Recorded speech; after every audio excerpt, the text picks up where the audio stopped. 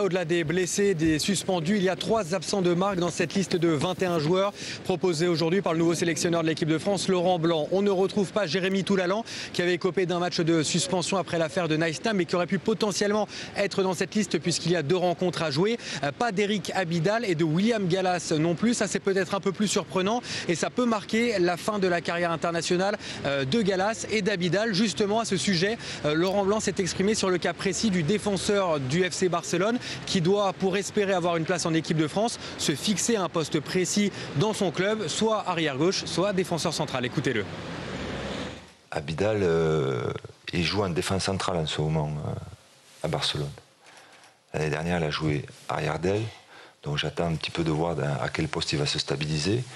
Et du moment qu'il se sera stabilisé à un poste, je verrai ou je jugerai s'il est le meilleur à son poste, meilleur français.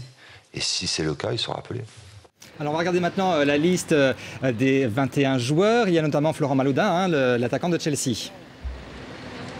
Oui, absolument, qui fait partie des 9 mondialistes qui sont de retour. On retrouve dans cette liste les 3 gardiens de but, Hugo Lloris, Cédric Carasso et Steve Mandanda, Clichy, Sagna, Diaby, Valbuena, Malouda, vous l'avez dit, ou encore Alou Dira qui est de retour. Et on retrouve aussi d'autres joueurs qui étaient présents en Norvège pour le premier match de l'équipe de France version Laurent Blanc et qui ont donc su saisir leur chance, parmi lesquels beaucoup de défenseurs. Mexès par exemple, Rami, Tremoulinas ou encore Mamadou Sakho, le défenseur central du Paris Saint-Germain. Mvila, Menez, Rémi, Benzema et O'Haro sont également dans cette liste. Et puis 2 surprises du chef, 2 surprises de Laurent Blanc pour cette liste de 21 joueurs. La toute première convocation de l'attaquant du Football Club de Lorient, Kevin Gamero, et le retour en équipe de France, le retour en bleu de Louis Saha.